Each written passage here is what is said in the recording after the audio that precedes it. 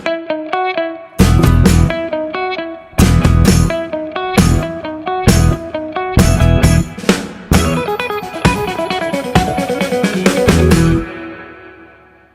नमस्कार। आपकी न्यूज का एपिसोड 735 है, 4 मार्च 2025। दिल्ली का खबर यह है, यहाँ जो लगा हुआ है वो इंटरनेशनल बॉर्डर में जैसे सिक्योरिटी पर्सनल रहते हैं वैसा पुलिसमैन को और सीआरपीएफ को लगा दिया गया है दिल्ली में। कहाँ? वो दिल्ली असेंबली के पास। क्यों? क्योंकि उन्होंने 21 आउट ऑफ 22 एएपी एमएलएस को दिल्ली असेंबली से सस्पेंड किया 3 दिन के लिए। लेकिन वो लोग को वो असेंबली का परिसर में भी जाने नहीं दे रहे हैं। पुलिस और सीआरपीएफ का राज लगा दिया है। ऐसा हिस्ट्री में कभी नहीं हुआ। आजकल देश जो है बाबा साहब अम्बेडकर का जो कॉन्स्टिट्यूशन है इसके साथ नहीं चल रहा है। ये बीजेपी का डिक्टेटरशिप चल रहा है और प्रेसिडेंट जो है ये कॉन्स्टिट्यूशन का प्रोटेक्ट करने वाली या वाला होता है। लेकिन ये बहुत दुख की बात है कि ऐसा लग रहा है कि आज देश में पुलिस का राज चल रहा है, क्योंकि जब हमने राष्ट्रपति के प्रतिनिधि से मिलने की बात करी तो हमें पुलिस ने कहा कि हम ही प्रतिनिधि हैं। तो आज ये बिल्कुल साफ हो गया है कि ये देश बाबा साहब के संविधान से नहीं चल रहा है, ये पुलिस का राज चल रहा है। भारतीय जनता पार्टी की तानाशाही चल रही है। एक अगर छोटा सा दिया भी आप जलाएं तो अंधेरा दूर हो सकता है। पहले कोलकाता में, बाद में चेन्नई में हुआ क्या है, आप अगर एयरपोर्ट जाते हैं वहां का हर चीज इतना महंगा मिलता है। एक कप चाय जो 20 रुपए में मिलने वाला चाय वहां 100 से ऊपर मिलता है।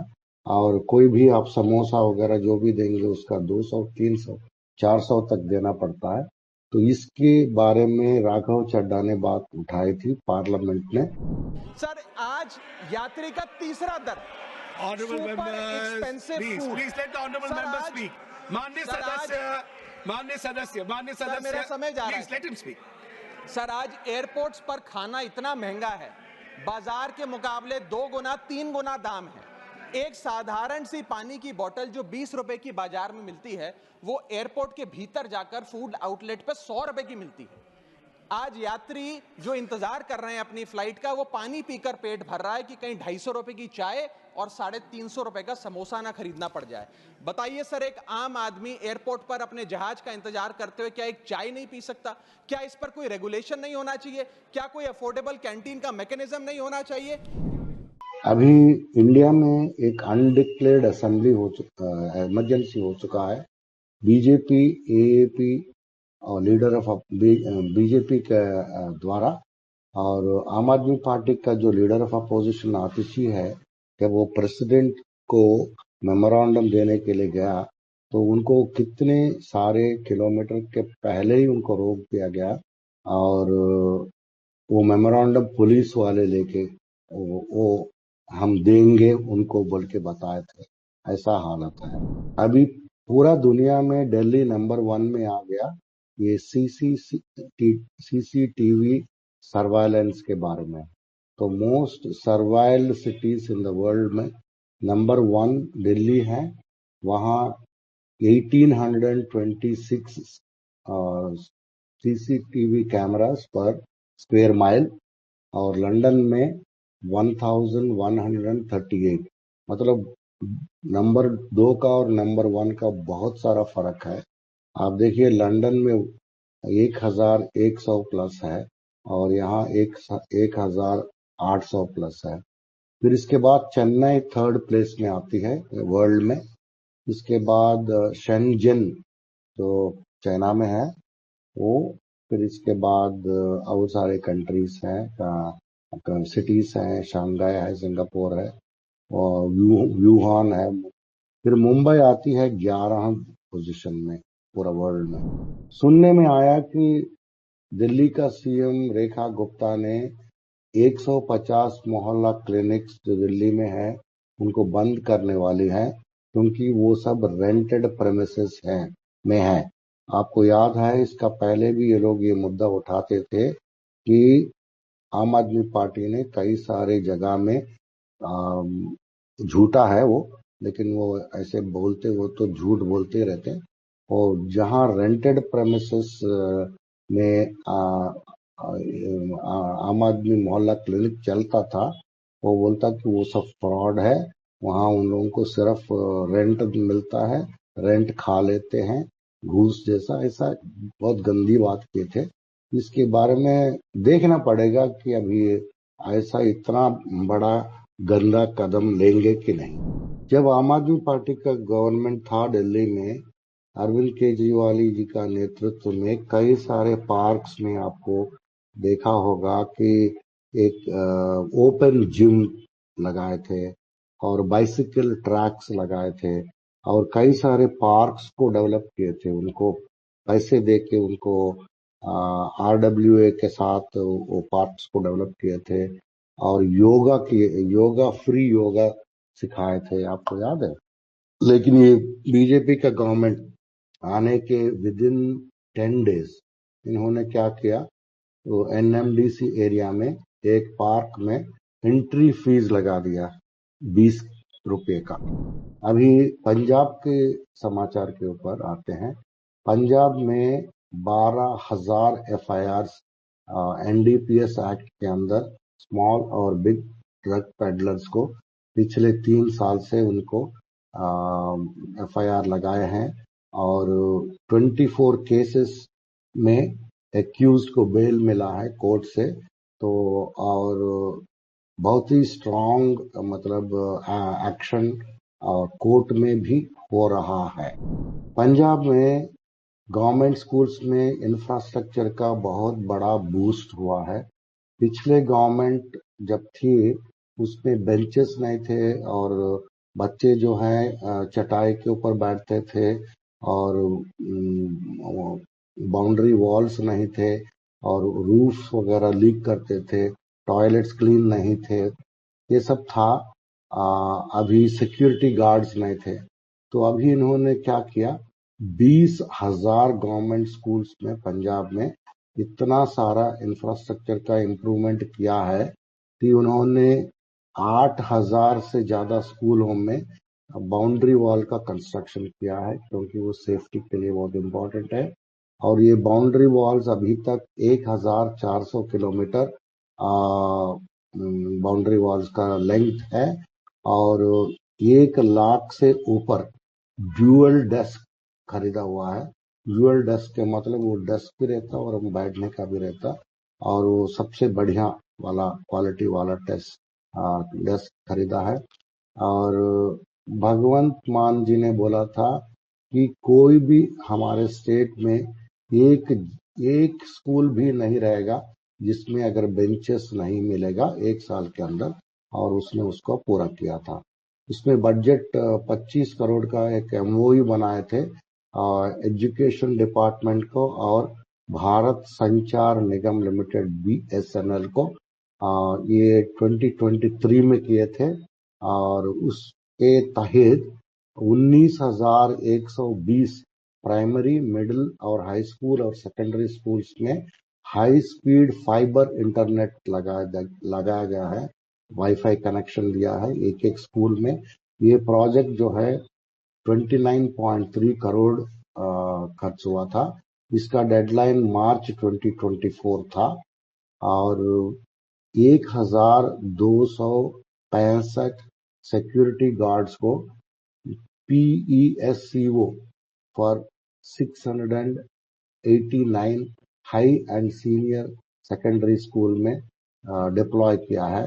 तो ये जो सिक्योरिटी गार्ड सब जो है वो एंट्री और एग्जिट स्कूल का वहां रहते हैं और वो दे विल एंश्योर कोई स्टूडेंट स्कूल प्रेमिसेस बाहर ना जाए।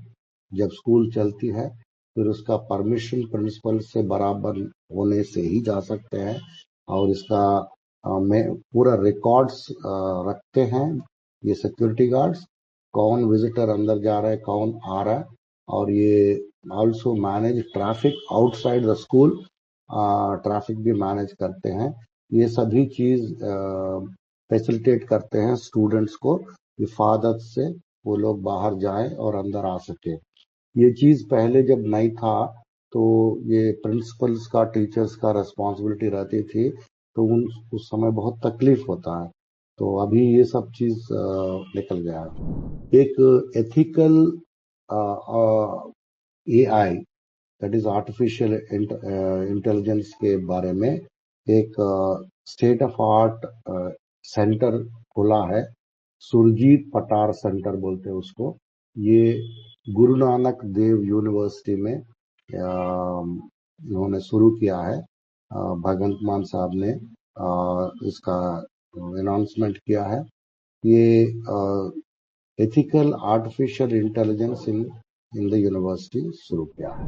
मैंने 50 लाख अभी तक पंजाब यूनिवर्सिटी चंडीगढ़ को किताब खरीदने के लिए और पंजाबी और जो सिख स्टूडेंट्स हैं उनको बुक्स को ट्रांसलेट करने के लिए अदर सब्जेक्ट्स इन पंजाब, ये सभी काम हुआ है।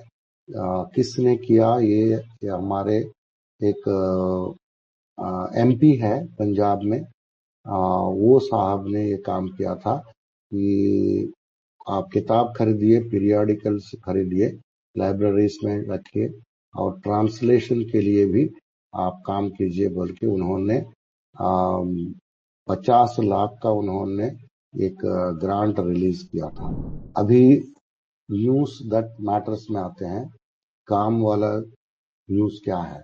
फाइनली बहुत देर हो गया उसके बाद जो सेबी का चीफ माधवी पुरी बुच है, उनको फ्रॉड केस में उसके ऊपर FIR हो चुका है, लेकिन ये बहुत लेट हुआ है और अभी तो वो एक्स हो गए, मतलब एक्स सेबी चीफ हो गए, मतलब रिटायर हो गए। उसके जगह में दूसरा साहब आ गया IAS वाला, और ये मुंबई कोर्ट ने उनके ऊपर और 5 लोग और हैं, वो सभी के ऊपर उन्होंने ये FIR दर्ज किया है। अभी देखेंगे कितना तक होता है ये काम। और सभी ऑफिशियल्स ने बोला था कि ये कंपनी लिस्टिंग में और वो रेगुलेटरी नॉर्म्स में और मार्केट मैनिपुलेशन में और इन्वेस्टर का जो लॉसेस हुआ उसके बारे में एलिगेशंस है। ये कॉर्पोरेट्स के साथ मिलके ये सब कारनामा किए हैं, इनसाइडर ट्रेडिंग भी किया है और पब्लिक का पैसे जो है उसको साइफन भी किया है, बाहर कंट्रीज को लेके गए। ये सभी चीज FIR में लिखा है। अभी इंडिया में लॉ एंड ऑर्डर इतना बदतर हो चुका है। एक यूनियन मिनिस्टर है, वो महाराष्ट्र जलगांव में, उनकी लड़की का एक मोलेस्टेशन हो जाता है, मतलब उनका गलत व्यवहार हो जाता है एक यूनियन मिनिस्टर का डॉटर के ऊपर, और वो पुलिस भी प्रोटेक्ट कर रही थी उसको। जैसा कि मिनिस्टर्स का फैमिलियों को साथ साथ पीछे घूमते हैं कि पुलिस वाले, वो होते हुए भी, और उन्होंने इतना पावरफुल आदमी होते हुए भी, फिर वो कॉमन सिटीजन्स का क्या हालत होगा। अभी मेरे ख्याल में इंडिया में पहली दफा हुआ कि यूनियन मिनिस्टर का लड़की के साथ गलत व्यवहार हुआ। जब मोदी जी जो बाहर जाते हैं विदेश, वहाँ नारा लगते हैं मोदी मोदी बोल के, फिर वहां का लोग आके बोलते हैं कि हम इतना खुश हैं, हमको रोना आ रहा है, हम मोदी जी मेरे को टच किए थे, मेरा धन्य हो गया जिंदगी, तो इतने अच्छे काम कर रहे हैं, पूरा ढंका बज रहा है, ऐसा सब चीज बोलते हैं। तो एक RTI डाले थे, किसी ने बोला था कि भाई मोदी साहब का जो पैसे कितना खर्च हो रहा है बाहर विदेश जाते समय, इसमें ऐसा भयंकर चीज बाहर आया है कि देखिएगा कि अबू धाबी और कजान और मॉस्को विजिट्स के लिए उनको 20 करोड़ रुपया था, ये RTI ने बताया था। और उन्होंने एम्बेसीज के द्वारा ये न्यूज मिला है। और इसका जो मॉस्को में community reception cost 1.87 crore. Community reception का मतलब आपको मालूम है, एक कैमरा मिलता है, वहाँ 20-25 लोग रहते हैं। कभी कभी एक बड़ा हॉल में भी मोदी करते हैं, लेकिन ज्यादातर जो है वो जब एक फेंस के उस तरफ कुछ लोग रहते हैं, वो बहुत रोते हैं। कुछ लोग पंजाब, ज्यादातर गुजराती लोग रहते हैं, वो बोलते हैं कि हमारा मोदी आ गया तो हमारा भगवान मिल गया टाइप का करते हैं। वो रिसेप्शन के लिए हम लोगों का टैक्स का पैसा 1.87 करोड़ खर्च किया है। फिर इसके बाद इंडियन एम्बेसी अबू धाबी ने बताया था कि पूरा मोदी साहब का विजिट में 4.95 करोड़ खर्च हुआ है यूएई में विजिट के लिए 2024 फरवरी में। और ये सभी जो एक्सपेंडिचर जो है काउंसिल ऑफ मिनिस्टर्स का बजट हेड में उनको डाला गया है। और ये RTI details Indian embassy Moscow से बताते हैं कि पीएम का 2 विजिट जो रशिया से मॉस्को में हुआ है और कजान में हुआ अक्टूबर में, ये दोनों मिलके 15 करोड़ खर्च हुआ है। और जुलाई ट्रिप में 5.12 करोड़ हुआ है, उसमें भी अगेन 1.81 करोड़ जो है होटल एक्सपेंसेस में हुआ है और 20.81 करोड़ डेली अलावेंस में हुआ है और 1.87 मैंने बताया कम्युनिटी रिसेप्शन में हुआ है। 59.06 लाख ट्रांसपोर्ट में हुआ है। 62.56 लाख जो है मिसलेनियस एक्सपेंसेस में हुआ है। मतलब ये जाके कुछ कुछ गिफ्ट्स भी देते हैं ना, 20 दो कितना 20 करोड़ का कुछ पता नहीं, कुछ हार दे रहा है और बैडन की वाइफ को। ये सभी चीज हमारे पास है। बुलंदशहर यूपी में आपको मालूम है, वहां एक इतना बड़ा घटिया हादसा हुआ, तो उन्होंने 1 करोड़ 8,50,000 लीटर्स का मिल्क जो है उसमें क्या किया, वो मिल्क आर्टिफिशियल पॉइजनस मिल्क है, मतलब वो बफेलो से, गाय से आने वाला नहीं है। इसको बना दिया गया एक बिजनेसमैन ने, उनका नाम है अजय अग्रवाल। ये बहुत ही भयानक चीज है। हम लोगों को क्या मालूम, हम लोग तो मिल्क खरीदते हैं, लेकिन वो केमिकल से बनाया हुआ है। वो रिकवर हुआ बुलंदशहर में। और कितने सारे बिजनेसमैन कैसे पॉइजनस मिल्क रोज बना रहे हैं, बेच रहे हैं, वो भी यूपी बिहार जैसा जगह में। वो पुलिस सतर्क के भी नहीं रहते हैं। आप इससे बहुत एक भयंकर चीज हो रहा है इंडिया में। फाइनली हमको विश्व गुरु का स्टेटस मिल गया है। India tops global misinformation rankings. World economic forum report 2024 बताता है कि इंडिया का जो फॉरम रिस्क रिपोर्ट, उसमें रिस्क होता है, इसलिए India is a leading country in terms of misinformation and disinformation prevalence. मतलब पूरा गलत न्यूज फैलाना, गंदा न्यूज फैलाने में नंबर 1 पूरा वर्ल्ड में है। ये वर्ल्ड इकोनॉमिक फोरम का रिपोर्ट है। और ये global investigative journalism network research and disinformation and miss information, वो एक नेटवर्क है। उसमें वो बताते हैं कि उसमें कई सारे लोग फॉल्सहुड्स को और greater likelihood that they are to believe them when the information contradicts their existing belief. ये पूरा फैला रहे हैं जो लोग हैं, अमित मालविया, ऐसा कुछ लोग हैं बीजेपी के, और पूरा गलत इंफॉर्मेशन और मिस इन्फॉर्मेशन देते हैं। यहाँ एक आपको बहुत इंटरेस्टिंग स्टैटिस्टिक्स हम देने वाले हैं। पिछले महीना फरवरी महीना में जीएसटी कलेक्शन महाराष्ट्र में हुआ था 30,000 प्लस करोड़, कर्नाटका में 14,000 प्लस करोड़, गुजरात में 11,000 प्लस, तमिलनाडु में 10,000 प्लस, हरियाणा में 9,000 प्लस, उत्तर प्रदेश में 9,000 प्लस।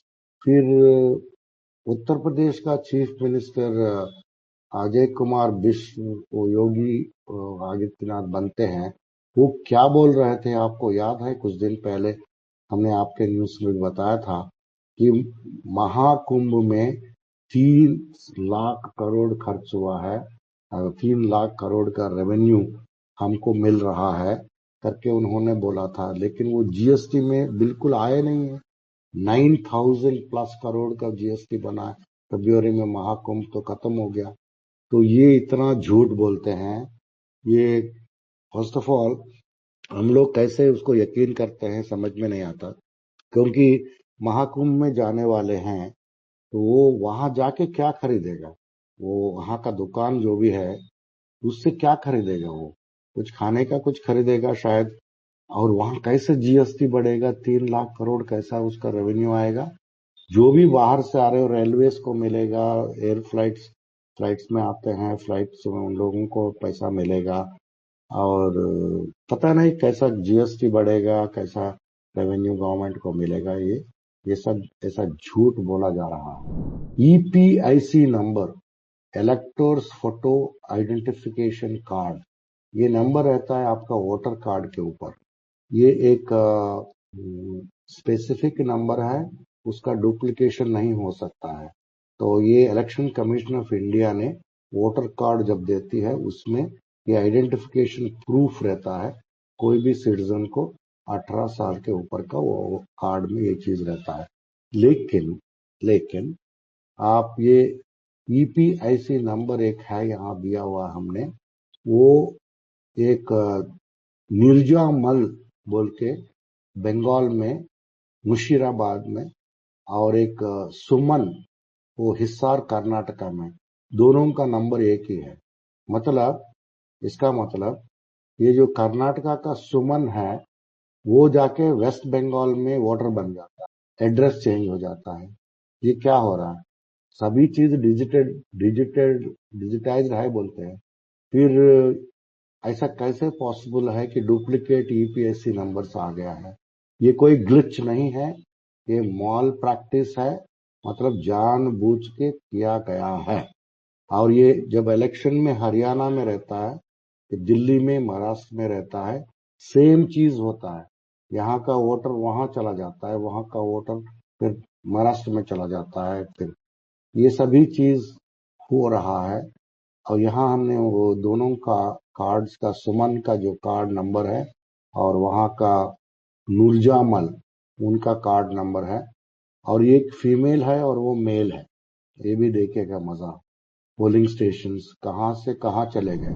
और डेटा के मुताबिक 611 वोटर्स को पाया गया है Raninagar assembly constituency, South Bengal, Murshidabad district में, गंगारामपुर असेंबली कॉन्स्टिट्यूंसी में, और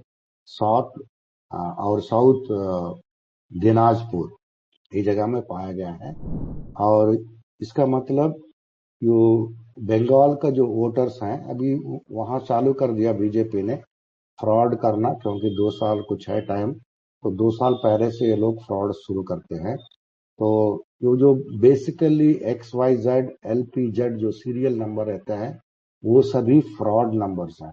मतलब ये ईपीआईसी नंबर्स में कोई XYZ और LPZ ऐसा सीरीज नहीं है, लेकिन उस सीरीज में वहां नंबर बनाया गया है।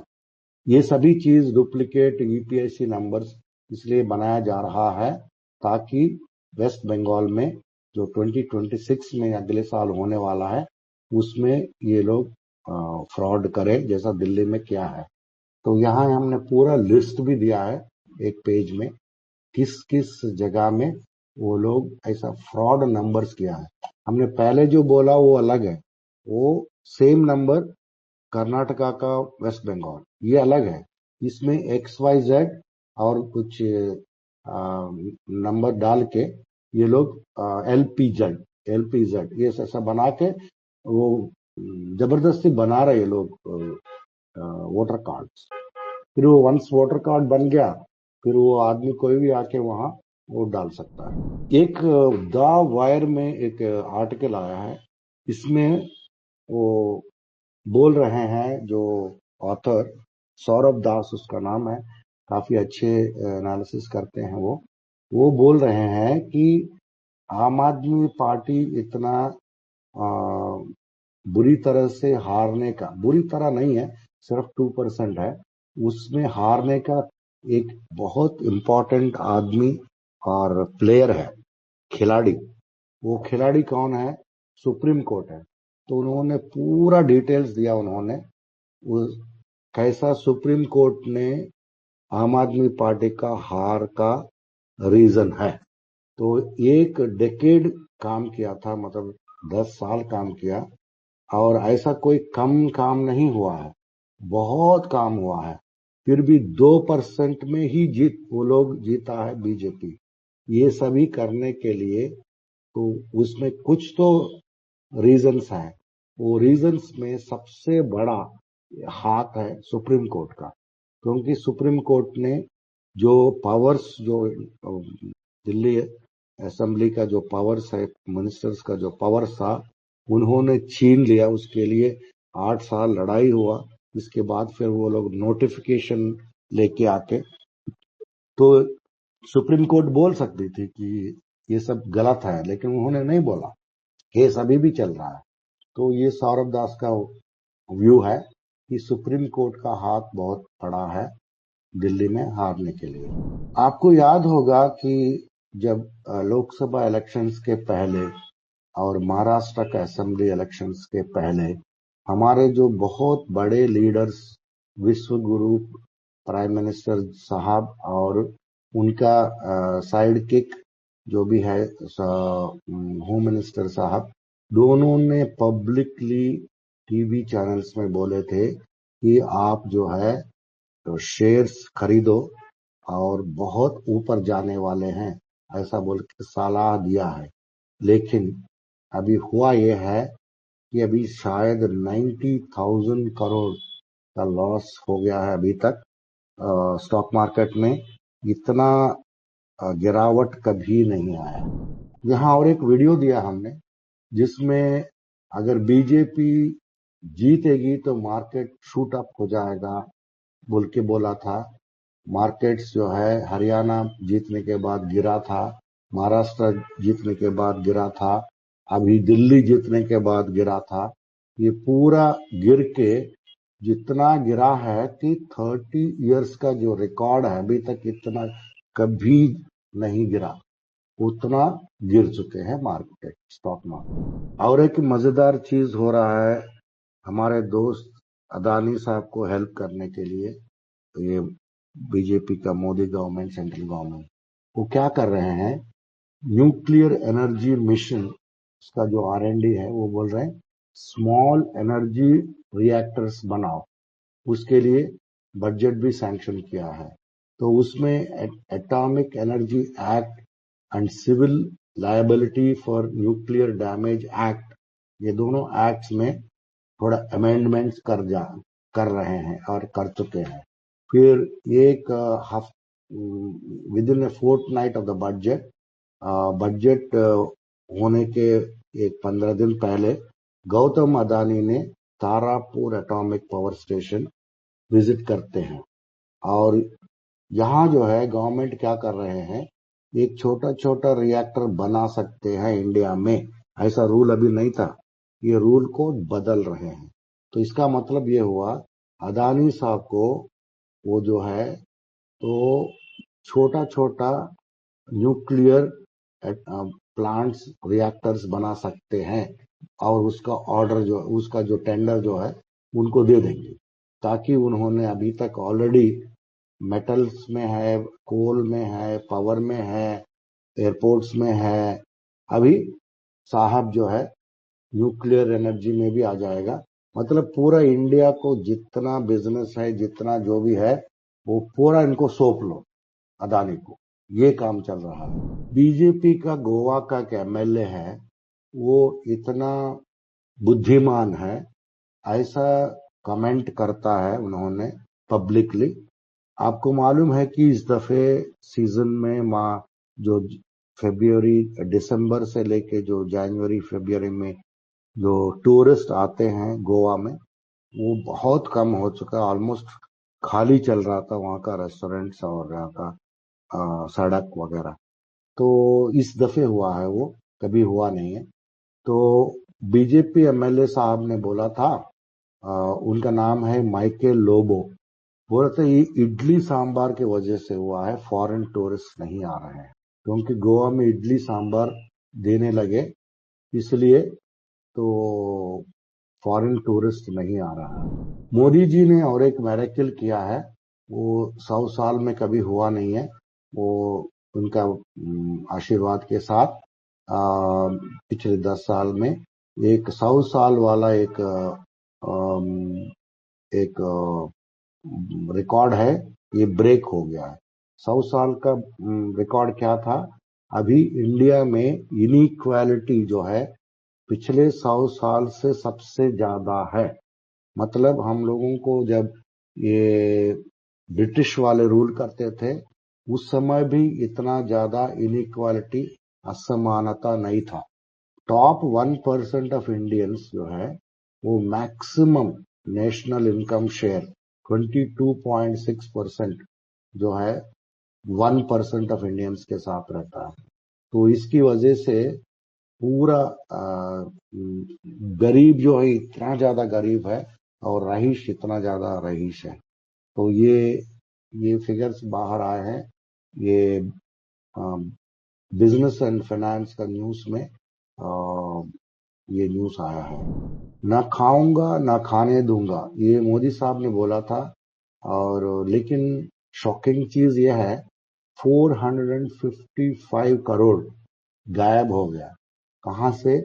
बेटी पढ़ाओ बेटी बचाओ जो स्कीम है उसमें से पहले डिस्क्लोज किए थे कि 952 करोड़ जो है बेटी बचाओ बेटी पढ़ाओ, उसको बीबीपी स्कीम बोलते हैं, पिछले 11 साल से चल रहा है।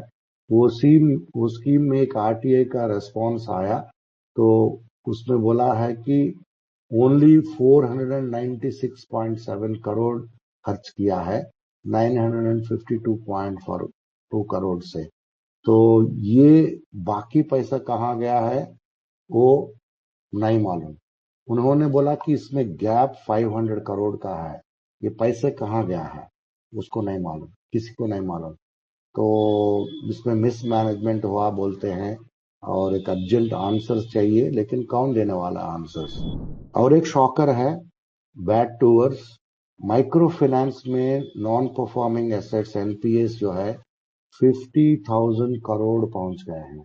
माइक्रो फाइनेंस का मतलब ये जो छोटा छोटा जो बिजनेसेस रहते हैं रेडी पटरी वाले वैसा, और विलेज में छोटा छोटा काम करने उसके लिए पैसे देते हैं, उसको माइक्रो फाइनेंस बोलते हैं। वो लोन्स में एनपीए रिस्क हो गया, मतलब वो लोग पैसे वापस नहीं दे पाएंगे।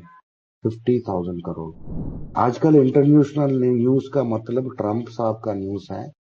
तो आज ट्रंप साहब का न्यूज में इस प्रकार है, आपको याद है कि ट्रंप साहब को मिला था जब वो जेलेंस्की जो प्रेसिडेंट ऑफ यूक्रेन, उनको उन्होंने बहुत ही शेमफुल किया था पब्लिकली, बोला था कि रशिया ने अच्छा किया तुम्हारे ऊपर वॉर लगा के, ऐसा कुछ बोला, बहुत गंदा चीज बोला।